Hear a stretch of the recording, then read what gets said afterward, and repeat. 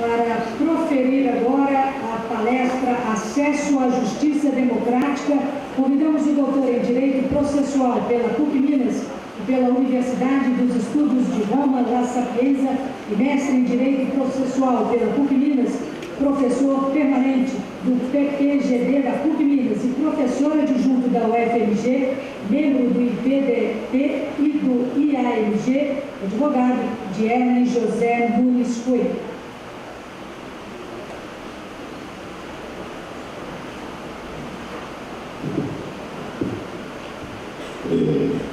Boa noite para todos. Inicialmente, eu gostaria de agradecer imensamente o convite, que é um honroso convite de fazer essa conferência de abertura aqui, e gostaria de saudar uma série de amigos, de modo muito especial, a minha colega da Vetusta Casa de Afonso Pena, da UFMG, professora juíza Eliana Sena, o meu grande amigo Pedro Chaves, ao Renault, ao Ronan, aos outros desembargadores, juízes, uma saudação especial para o meu amigo Bruno Santos, que trabalha aqui no aparato, aqui da organização, uma grande satisfação vir aqui, e saudar a todos os espectadores para falar um pouco sobre o acesso à justiça democrática, e isso e a razão da minha vinda aqui, até em face do lançamento de uma obra acerca dessa temática relativamente recente nesse ano, de modo a tentar provocar uma série de reflexões acerca do acesso à justiça, para além do lugar comum e do modo como ordinariamente esse tema é tematizado entre nós. E até para começar a minha exposição de um modo relativamente provocativo, eu preciso contar para vocês, eu relembrar vocês de uma história que, creio eu, todos conheçam, acerca de um evento histórico que ocorreu há poucas décadas.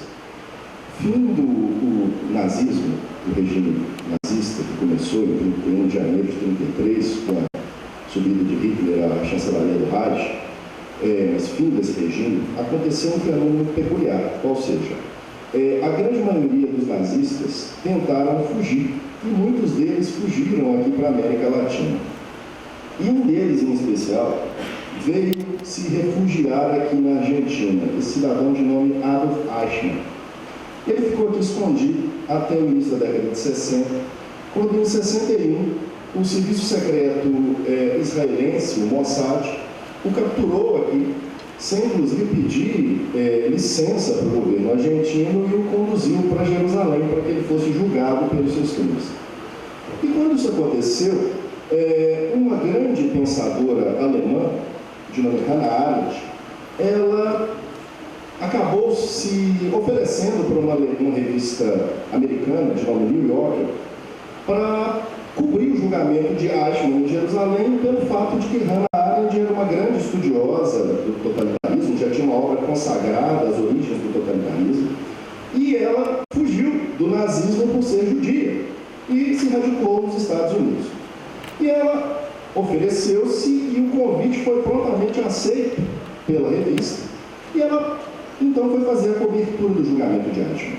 E Eichmann era conhecido por todos como um dos grandes mentores intelectuais da solução final, inclusive.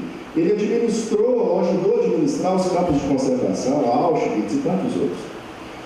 E quando começou o julgamento, Hannah Arendt começou a perceber um fenômeno muito peculiar, que aquele cidadão que era apresentado por todos como um cidadão demoníaco, do mal, uma pessoa cruel, que tinha conduzido milhões de pessoas ao extermínio, na verdade era um cidadão inexpressivo, uma pessoa comum que reproduzia como papagaio uma série de frases dos líderes do nazismo, mas que ele não tinha a menor ideia, muitas vezes, do que aquilo significava. Ele não era antissemita, ele não tinha nada contra os judeus, muito antes pelo contrário, no início do regime nazista, ele ajudava a conversar com os judeus. E isso foi fazendo, ou criando em Hannah Arendt uma perplexidade, pelo fato de que ela começou a perceber que aquele cidadão, ele se deixou levar por um sistema, e aquele sistema foi conduzindo aquele cidadão a um comportamento pelo simples fato dele ser um cidadão superficial. E a partir disso, Hannah Arendt produz uma série de textos para essa revista, que acabam forjando uma obra clássica dela, que leva o nome de Eichmann em Jerusalém, Ensaio sobre a Banalidade do Mal, no qual a autora percebeu um fenômeno muito peculiar da modernidade, especialmente daquela época, qual seja, que uma série de pessoas podem ser cooptadas por um sistema e começar a reproduzir comportamentos quase de modo mecânico e naturalizar aquele comportamento como algo absolutamente natural, pelo simples fato da pessoa não promover uma reflexão mais profunda acerca daquele sistema que ele está imerso. E em face disso ela percebe claramente que Eichmann se deixou cooptar pelo mal pelo fato de ser uma pessoa superficial, e daí vem a tese dela na obra. As pessoas que são profundas, que fazem análises radicais, vão às raízes das questões, vão aos fundamentos, dificilmente vão se deixar cooptar pelo mal. Porque o mal ele é extremo, mas ele não é radical. O bem é radical. O bem tem profundidade. De modo que uma pessoa que refletir acerca das suas ações, dificilmente vai se deixar levar por um comportamento perverso, salvo, obviamente, se tiver algum distúrbio psiquiátrico. E isso faz ela perceber que a sociedade está imersa num fenômeno que ela nominou de banalização do mal, no qual as pessoas reproduzem esses comportamentos pelo simples fato de não refletirem. E foi exatamente o que aconteceu, inclusive, Arendt foi criticada brutalmente pelos judeus, porque eles queriam atribuir a Eichmann uma figura demoníaca, e não, ele era uma pessoa comum, de trato convencional, era como qualquer um de nós, como quase toda a sociedade alemã era. Mas se deixou cooptar por ser superficial. Superficialidade que hoje, inclusive, é muito maior. Hoje nós vivenciamos uma época no qual o mal não é só banalizado, ele é glamourizado. Vejam os grandes ícones das histórias de livros, é o cara dos 50 tons de cinza que bate na mulher, é o cidadão que tem um comportamento perverso na novela das 8, ou a mulher, a Carminha do mal. Ou seja, o bom acaba tendo uma figura insossa, e o mal é cativante, o perverso é divertido. E por quê? Porque nós vivenciamos uma época da superficialidade. E por que comecei essa minha exposição falando disso? Nós vamos promover uma análise do sistema jurídico brasileiro. Quando nós vamos analisar a justiça brasileira, nós passamos ou partimos de premissas absolutamente superficiais e as naturalizamos. Então vamos partir de alguns dados concretos para analisar esse sistema de justiça brasileira e ver se realmente nós estamos promovendo uma análise profunda ou se nós estamos partindo de premissas absolutamente superficiais que nós as naturalizamos no nosso comportamento cotidiano. Nós temos, e esses são os dados do Justiça em Números da semana passada, na atualidade, em tramitação da justiça brasileira, 93 milhões de demandas. Um coeficiente que aumentou nos últimos 4 anos, de 2009 para agora, 10 milhões. Em 2009, o primeiro Justiça em Números, nós tínhamos 83 milhões de demandas. Hoje nós temos 93 milhões e 300. Isso dados de 2012. Certamente no final de 2013 teremos um número muito maior. A taxa de congestionamento da justiça brasileira, ela é de 70% na grande maioria das justiças. A justiça do trabalho, que em alguma medida tem uma funcionalidade melhor, até pelo fato da sua alta expertise, ela tem como aspecto muito positivo para o seu funcionamento a especialização dos profissionais que trabalham nela, e isso obviamente a fortalece em termos de funcionalidade, de eficiência. Ela tem uma taxa de congestionamento de 50%. Isso significa que a cada 10 demandas que entram no ano, elas 5 ficam para o ano subsequente. E o índice de produtividade dos juízes aumenta dia a dia. Os juízes estão imersos em metas de produtividade E aí nós vamos começar a ter uma pauta de soluções instrumentais utilitaristas para resolver isso. Do tipo, vamos aumentar os poderes dos juízes, como se a magistratura conseguisse solitariamente, sem toda uma infraestrutura, implementar direitos. O escolhido da vez, que já foi o legislador durante o liberalismo, foi o Estado executivo durante os chamados estados de bem-estar social, passou a ser o segundo pós-guerra na grande maioria dos países e entre nós brasileiros desde a Constituição de 88, mas notadamente a partir dos anos 2000, o judiciário é a grande fórmula, talvez uma das piores da humanidade, do salvador da pátria, que tenta ou que atribui a ele, coitado, a responsabilidade de resolver os problemas da sociedade. Criam-se metas de eficiência, abre-se toda uma pauta de fortalecimento das chamadas técnicas alternativas de resolução de conflitos, as ADRs, acreditando que elas vão conseguir absorver essa massa de processos que vão ingressar no sistema.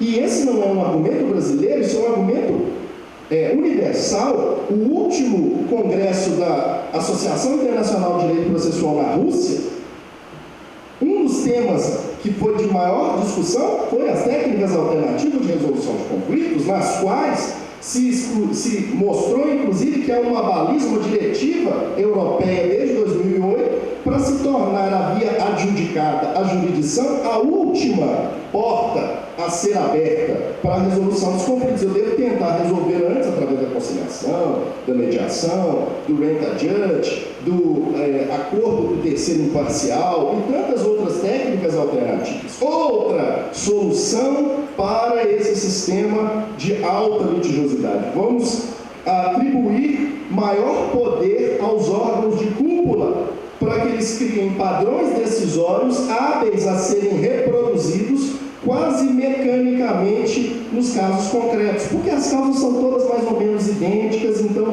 nós devemos buscar técnicas para aprimorar. E isso, todas essas soluções são apresentadas com muita recorrência, como soluções mágicas, mas a gente não para perceber algo muito singelo: o conflito, a litigiosidade. Por quê? Acaba que o sistema de justiça, ele trabalha prioritariamente com as consequências. Ele não trabalha com as causas. Mas não há nenhum grande pensamento para resolver as causas. Se trabalha nas consequências. E aí criam-se critérios de aumento de produtividade, informatiza-se o judiciário para acabar com parte dos tempos mortos, e eles são exterminados, alguns deles, mas quando chega para o juiz ou tem alguma movimentação, o processo trava. Não é uma solução mágica, não existe panaceia para isso. Porque nós precisamos começar a estudar o conflito. E o conflito dentro do sistema jurídico brasileiro. E nós, brasileiros, temos algumas peculiaridades. A primeira delas, que foi, em alguma medida, a nós legada por Gilberto Freire na década de 30, foi a construção do mito da identidade nacional brasileira.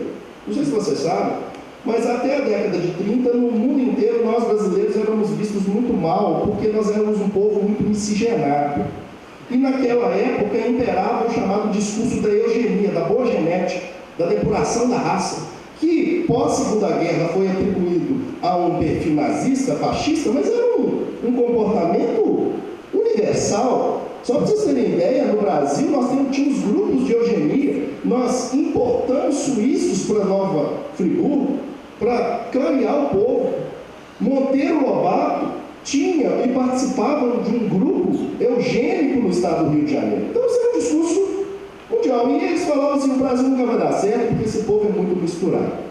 E aí Gilberto Freire, para criar um mito positivo da identidade nacional, ele criou a ideia do brasileiro gente boa, o brasileiro bom de samba, festivo, que todo mundo gosta, que as pessoas olham com amenidade, mas que é profundamente avesso ao conflito.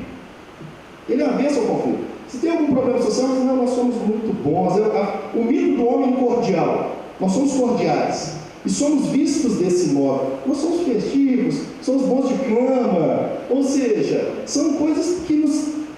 aspectos positivos para criar o que é uma figura positiva para o brasileiro. Ele conseguiu isso. Só que como fruto disso, ele nos gestou uma cordialidade, um passivismo acerca de uma série de condutas absurdas perpetradas no âmbito estatal e no âmbito da economia, que fizeram com que nós não tivéssemos um trato ou uma preocupação com o conflito. E percebam, o conflito é essencial para a mudança social. Ele é necessário. Através de, percebam, só a título exemplificativo, as recentes manifestações fizeram com que o Congresso Nacional começasse a legislar. Ele começou, algumas semanas, a trabalhar full time.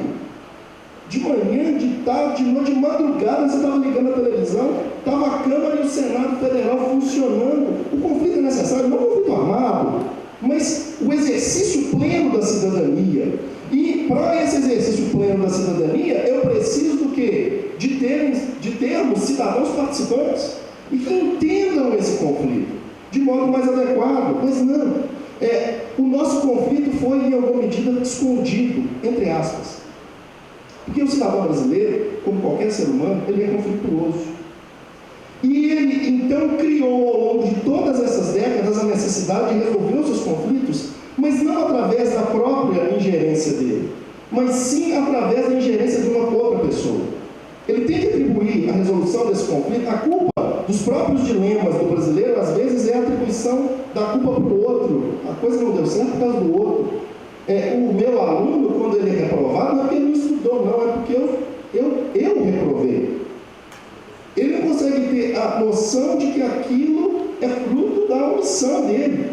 Porque nós somos fruto de décadas de pensamento nos quais nós nos tornamos avessos ao conflito, mas sem ser, porque nós precisamos do conflito. Só que isso criou um social conformismo, de um lado, mas ao mesmo tempo isso ficou represado. Nós tínhamos necessidade de resolver os conflitos, só que não foi a nós atribuída a possibilidade de nós mesmos resolvermos os nossos próprios conflitos. E isso foi criando uma situação que foi sendo restrita no Brasil até 1988, que é um fenômeno que foi restrito até o final da Segunda Guerra Mundial na grande maioria dos países do mundo. O que acontece com o fim da Segunda Guerra Mundial na grande maioria dos países do mundo? Até a Segunda Guerra Mundial, o papel da jurisdição era um papel menor. A jurisdição não tinha grande importância dentro da tripartição de funções. Termina a Segunda Guerra, o mundo inteiro vê a barbárie que um executivo sem controle pode conduzir e faz o quê? Cria uma série de direitos humanos, a Declaração Universal de Direitos Humanos de 48, cria uma série de constituições, a Constituição alemã, a Gesetzbonn, foi a Lei Fundamental de Bonn de 49, na sequência, cria o Tribunal Constitucional Federal Alemão, o Bundesverfassungsgericht, cria-se a Constituição italiana, e todos os países começaram a criar constituições e atribuir muito papel aos direitos fundamentais dos cidadãos.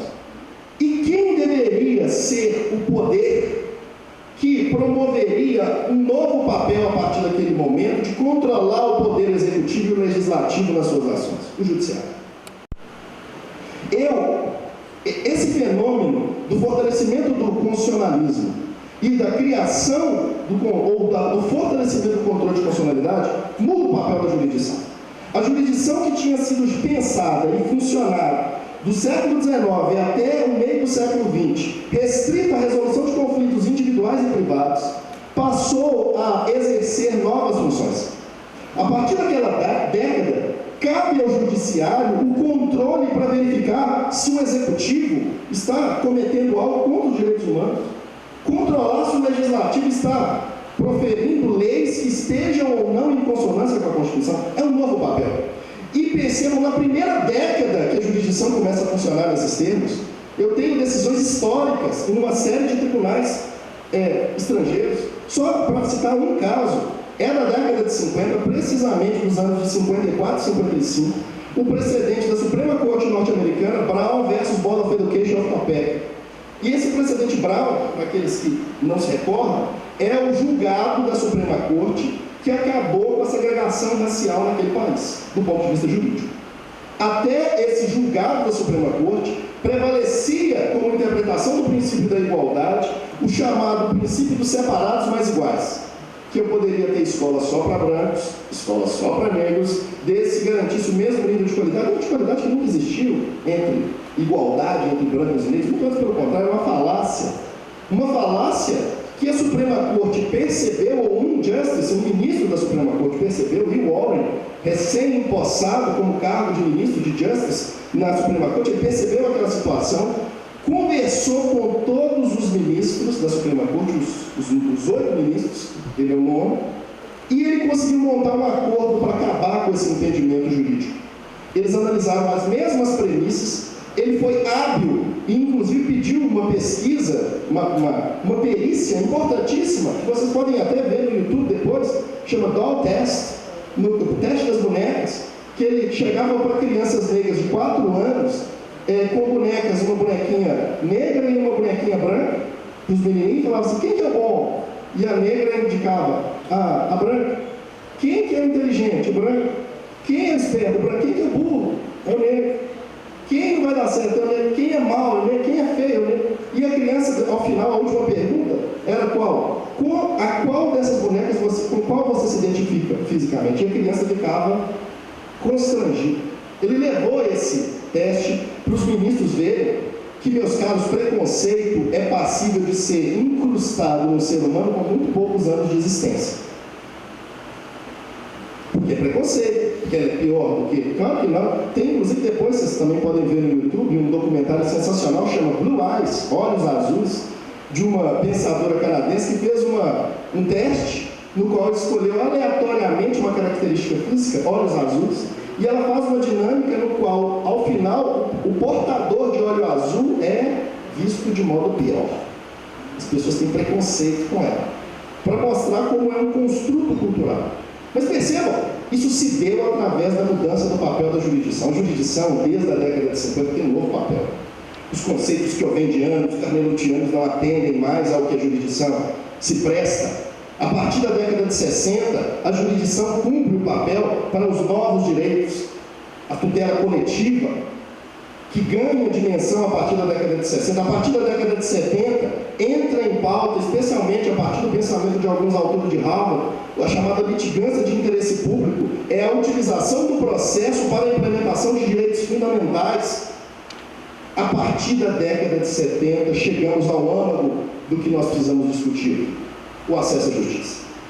Porque é na década de 70, ou foi na década de 70, que aconteceu 2 monumentais projetos de pesquisa capitaneados por 2 pensadores.